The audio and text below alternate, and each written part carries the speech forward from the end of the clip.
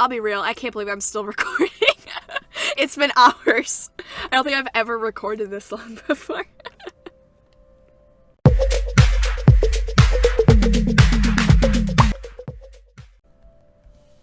Hey guys, and welcome back to The Letter with me, Stormy.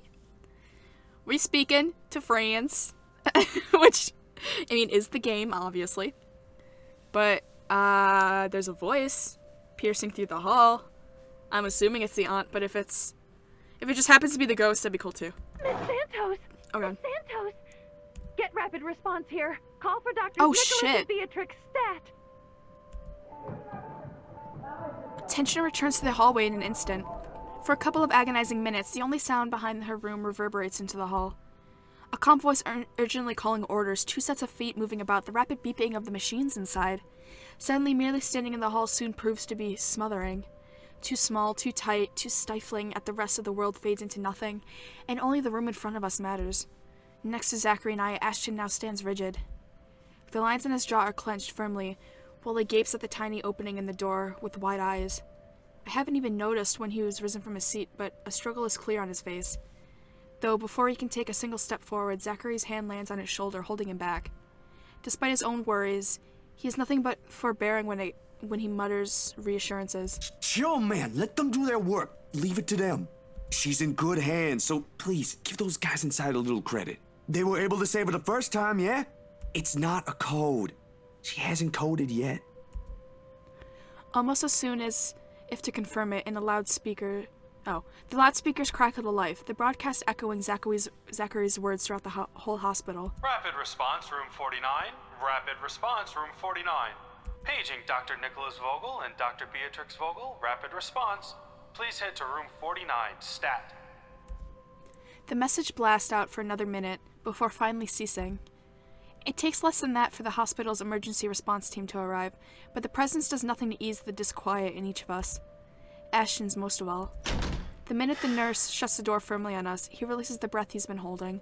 Along with it are every shard of hope he'd allowed himself to carry, now crushed under the weight of what he'd just seen and experienced. Expectation. Damn it! Damn it! This happens every time! I've been reading for too long that I can't read anymore. Whatever. It's not surprising that, when the air around us has become too heavy for us to bear, for someone like him, he's the one who first steps out. Like every time this has happened. I'm going to step out for a while. I need some air. Ashton? Without another word, he gently brushes Zachary's hand off his shoulder and leaves. Not to run away. Never to run away. He's still too stubborn for that. His pride won't let it. When he knows he hasn't exhausted his options. This is so he can force what remains of his wits into some semblance of order away from prying eyes. And though Ash doesn't say a single thing, Zachary understands this need quite well. It's a place he's been numerous times.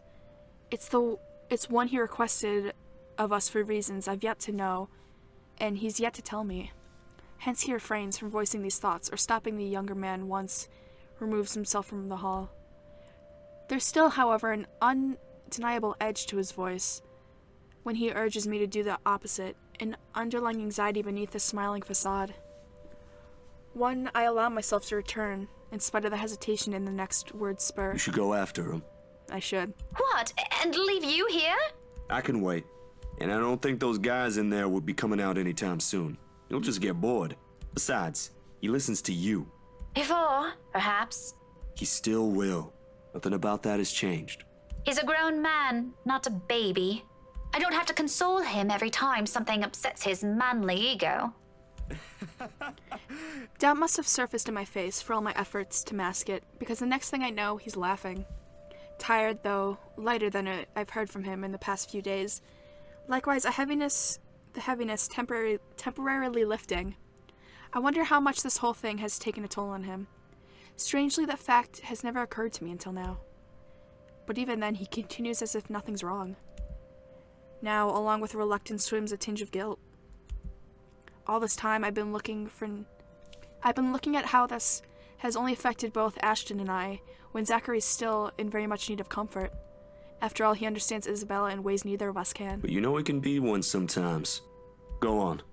I'll let you two know if anything changes here. And I get the sense you two still have a lot of, things to, talk about. Does he know? That much is still true. But I know Ashton. He's not a man who expresses himself freely. He will not yield until he's ready, and this one he might not be willing to share yet. Still, a huge part of me wishes to go to him. Yeah, of course I'm gonna go after Ash. I'm trying to get in his pants.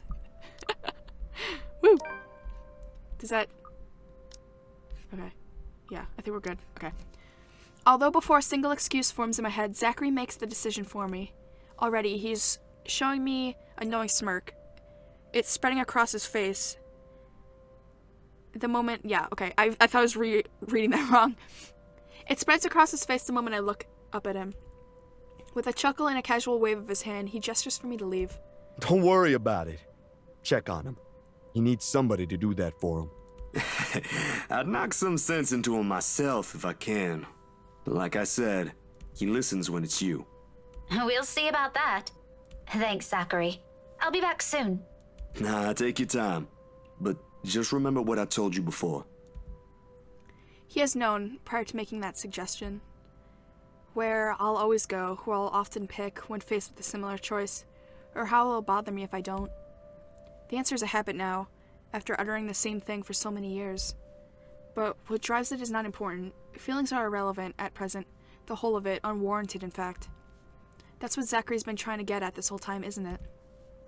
I've been too furious to understand, but swaying between anger and my own affections since that night, because at the core of it, we're still friends, aren't we? There'll be time to think about these matters later. For now, as I leave Zach in search of him, I'll wait to see... I'll be what he needs me to be. Hey boy! How you doing? I think we snuck off into the... God, it's the same hallway, because it has the Dr. Vogel sign again. I find him minutes later in a hallway not far from Isabella's room. He sits alone, his gaze trained on a cup of coffee he cradles in his hands. But I know him well enough to know that he'll never take a sip of it. Too bitter, he'd say. He'd prefer one dumped with a shitload of sugar, and he's only keeping it for warmth. Occasionally, he'll sway his cup lightly, only to send a dark liquid swirling in the edge. Like disturbing its surface will show him the answers he needs, all the miracles he's hoping for. If it provides him any, he makes no mention of it when I take the empty space next to him. He doesn't bother moving either, or returning my greeting with a slight nod, like he always would. Under the corridor's harsh lights, he appears older like this. There's a deeper set to his eyes, the hollowness not present before, and it's most certainly not due to exhaustion anymore. Seeing it so openly displayed in such a manner, however, unease trickles into me. A small fear, my own efforts, any words I can come up with won't be enough. That only the cruel possibility I've seen back there will be all there is left to say. Nevertheless, it's still worth a try. That coffee is going to get cold soon, if you don't drink it. A waste of money, if you ask me. For a fleeting second, he takes his eyes off of it, glancing at me from the corners of his eyes. It doesn't last too long, but in the short exchange, it feels as though he's searching my face for something. And when he finds nothing of it in me, he merely lets out a breath and holds the cup out to me. You can have it if it bothers you. No thanks. I already drank a cup this morning. Besides, their coffee here tastes like shite. I've had enough of it these past few days to last me a lifetime. I think they're using the same brand, you know? The one Isabella likes so much. I've not meant to bring her up. But she's woven herself into our lives so much that even talk as simple as this has something to remind us of her. Now it's pitching back towards unsafe territory, right into topics I'm hoping to avoid. We're both bad at this, aren't we? You noticed that just now? Afterwards, Ashton immediately falls silent again, the good humor in him gone. I follow soon after, unable to string the proper words to keep this going, and an uncomfortable air sets. No surprise right there, all this time we've been skirting around the issue, the hard truths we're forced to deal with. It's a way of coping, contradicting the kind of people we both are. No wonder we'll fall apart at some point. And if what happens today suggests anything, it'll be easier for us if we steel ourselves as early as now. Even if a tiny part of me still wishes to believe There's simply too much working against her now. But is saying such a thing appropriate, given the situation? With him like this, I'm afraid doing so will bring more harm than good intentions aside. Sometimes I resent myself for getting caught between making such calls. That's the thing, is I would be like, she'll get through this, but I know Ash is a realist. But not a realist like like Isabella, like a real estate agent. Let's see. God, my bar with Luke is so low because I just keep hitting him. Fuck. No. Go back. Go. Reloading. Damn it. I was like, I could probably read these characters. I can't read Ash. She'll get through this, buddy. Is that good? Yeah. I'm gonna romance the fuck out of him. Yeah, I'm gonna romance him. So I pull back, rein in the cold hard facts, as well as every truth that will hurt. Rebecca only likes cold hard facts, the real truths. Unlike the snowflake. I can't say that, I'm sorry. I think I've made that joke before. It hurts me physically to say. All in favor of an echo, frankly, a pale imitation of Zachary's reassurances. She'll get through this. I wish there was more conviction to my tone, or at least a hint of certainty to it, but try as I might, I don't think if I could still put faith in those words. At some point, perhaps I did, before the image of her lying still in that bed became a permanent fixture in my head. When picturing her back on her feet, it's easy as breathing, or when the reality of her situation hasn't sunk in yet. Now that it has, every comforting word I heard her said leaves a bitter aftertaste. I hate myself for trying to keep that hope in him while I can no longer convince myself of it. It feels foolish and hypocritical in every way. Aw. Ash chuckles in spite of it. Not without a hint of fatigue, but still light and unreserved, as if remembering a memory he's keen on. She's rubbing off on you. Who? Belle? I wish you were rubbing off on me. A wink. Please, we're poles apart. A few years ago, maybe, but you're more alike than you think now. Otherwise, you wouldn't be saying that. Maybe it's just Zachary. You know, the big guy can also be like that. It's why Belle and him get along well. You don't hang out with him that much, though. In fact, if another person were to look at you and Scaredy-Cat, they'd probably think she's the childhood friend, not me. That gives me a pause. More than anyone, he's the person who I'll always have a place for. He should know that. Yet I can't bring myself to refute it, or even be angry at him with the suggestion. There's only laughter when the question comes. Are you jealous, then? Not really. It's hard to be when it's someone like her. It answers everything and nothing, but the hushed note in his voice speaks volumes. Of things he will never openly state. Of questions he never thought to ask until now. How different would it be how different would it all have been without her? If she never moved next door. If she never dropped her passport that one autumn morning at the park. If Ashton had not found it. If she never had the unfortunate luck of finding something horrid left in that sofa. Endless possibilities, but at the heart of it are two things I will hold true. One, these are what-ifs I no longer want to know the answer to, and neither does Ashton. I should probably tone down on the teasing after this. Probably? I might still do it, maybe once or twice a month. She makes the weirdest faces when she's annoyed. It's priceless. But I'm sure she'd appreciate that. You were pretty merciless. Yeah, I owe her an apology. For a lot of things. I think I will. Apologize. I mean, when she gets better. We both lapsed in the silence after, sitting side by side, simply enjoying each other's company, like how we often did as children. But it is in this moment the second truth resonates.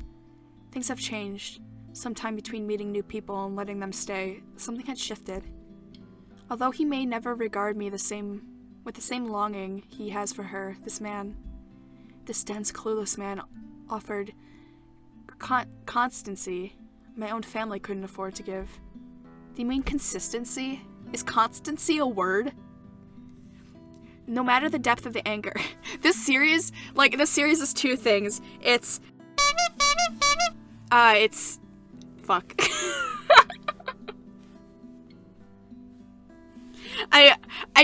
Oh shit, I meant Stormy. Oh shit, I'm gonna have to edit that. It's Stormy wants to beat the shit out of Luke challenge, and then also Stormy can't fucking read. That's what this series is. It's me trying to correct grammar and words while I can't even read it to begin with. No matter the depth of the anger and hurt I've harbored that night, I doubt this man will ever lose his place in my life, and I in his. I'll be real, I don't see their chemistry, like, at all. I don't see it. I could see more of a, I could see more of like a romantic chemistry between him and Isabella, but I don't see it between him and Becca. Which, I mean, I'm still gonna do it because I want Becca to have that happy ending, but still, just a thought. And even with the hollow ache the next words bring. I just wish I could have said it to her a long time ago. Before any of this happened. I do care about her, despite everything. Only a hum of agreement makes its way out of my throat. In acceptance. I know. No further words are exchanged after that, and perhaps it is for the better. We have some place we need to be at tonight, and it won't do any good to brood on these things. Hey, it's my boy. The quiet stretches on further until Zachary shows up in search of us. By that time, the seconds and minutes have already blurred together in my mind. It must have been that long, though, from his expression, dark circles under his eyes rimmed within the edges. It's as if he spent another night on a vigil. Ashton tenses the second he catches a sight of it, a multitude of expressions flashing across his face. Confusion, apprehension, dread, all in under a minute, till it settles back to his usual impassive mask. If given the chance, he'd probably run back there to see for himself, but Zachary raises a stalling hand before he can think of it. The nervous line in his mouth gradually melts into a smile, or one resembling it. Lately, seeing a genuine one on any of us seems almost like a luxury. Nevertheless, Ashton lets it ease him. There's nothing else after all. She's stable now, but they've placed her back in a coma. She'll be under observation for the rest of the day, so no visitors for now. That's okay, we're gonna go partying! Still not the best news we've heard in a while. I don't think it's what Ashton's hoping to hear either. We're back to square one, back to another waiting game with no clear end in sight. Of course, none of us mentions it, even if the meaning is all too clear in our heads. There's still, however, relief in this, something we carry when the three of us leave the hospital for now. If that alone will be enough, remains to be seen. At least tonight, I'll have something to take my mind off things. Hopefully, where this all started would provide the answers I'm looking for. That'll be one less thing for me to worry about, if so. Part of me was expecting, I was like, are we just gonna skip the party altogether? But I guess stuff has to happen, probably. Except the whole thing's off to a bad start, and all of a sudden, whatever Isabella claimed dwelling in this mansion becomes the last of my concerns. Severely underdressed is a total understatement to describe how I look. Cars worth more than my apartment and childhood home combined line the mansion's front yard. Men and women decked out in their best also flock near the entrance. Most are eager for the festivities to start, while some are simply idling about, enjoying the warm afternoon sun before it sets. But once the woman standing at the door porch speaks, their undivided attention immediately shifts to her. Hey, Hannah. Presumably Mrs. Wright, from the confident manner she holds herself among present company. This despite keeping a far simpler appearance than the rest of her own guests, or not having her husband beside her. A trait worthy of utmost admiration at best. At worst, she's the envy of every woman, the subject of every gossip in Luxbourne. Welcome everyone. And Mom said we could have been good friends. I can't even picture myself mingling with the kind of guests she has. Though I admit she does seem familiar now that I've seen her this close. Memories of sitting in a vanity not mine, being dressed in clothes far too fancy for my taste. They flit briefly in my mind, until her cheerful tone rises above the buzz of her enraptured audience again. Please, make yourselves at home. I wish I could share her enthusiasm, really. But being surrounded by all this extravagance, for the lack of a better term, merely made me dread how the rest of the night might go. This is the night that Marianne gets locked in the cellar. Or in the... Is that today? I'm just checking. Yeah! So we're gonna party. Marianne's dead. Also, no... At least the game's gonna, like, pick up from here, hopefully. Also, knowing there might be some truth to what lies inside the place help drives the unease further by a notch. Ashton, on the other hand, Be careful with Shirley, alright? for some reason, who abhors gatherings like this, he already seems right at home, standing with an air to what the hell is that word? Lackadaisical. Lackadaisical. I gotta look up that word. He watches the valet drive off with his bloody car. Can't you at least act with a bit more shame? Becca, if I find a single scratch on Shirley, there will be hell to pay. Those guys know what they're doing. They're handling cars worth more than your precious Shirley. My disdain has likely shown beyond the tone of my voice, quite possibly in the form of a grimace. He chuckles, a rare moment where mirth and amusement dance across his features. Try as I might to pull up a stern glare, I can't help but join him instead. There's something in the lightness of it, and how easy this kind of interaction falls into place when we don't let feelings get too involved, in spite of being stuck in a situation we're not fond of. It brings back memories. However, the moment doesn't hold. All of a sudden, Ashton grows quiet. Chief? Chief? An odd expression flashes momentarily across his face, though he blinks it away before I could figure out exactly what it is. Ashton, what's... Sorry, Becca, I just saw someone I need to catch up with. Longtime friend. It doesn't help that he isn't even making an effort to spare a glance my way when he answers. Instead, they're focused on some point in the crowd. His gaze darting between people walking past us until a small frown forms on his face. Oh, wait, Ash! What about... This won't be long. Be careful while I'm gone, okay? Dude, that's so mean, you're leaving your date. I meet the smile he hastily throws my way with a frown of my own. What does he mean by that? But before I could speak already, he has turned his back from me and is walking away without a single explanation whatsoever. In some desperate effort, I try to catch up to him, if only to know what warranted his sudden departure and his odd warning at the end. Hey, be careful! About what Only from my attempts to be interrupted by a muffled ringing in my pocket. Mom's cheerful voice greets me as soon as I answer. Yes, I'm at the party already, Mom. Yes, I'll say hi to her if I can. The conversation itself doesn't last long. Just a simple hello, a reminder to enjoy the party, and to send their regards to their old student. But when the call ends and I get to look up, Ashton's already heading inside. And with that, we'll head inside next episode. Thank you so much for watching. I really, really appreciate it. And goodbye!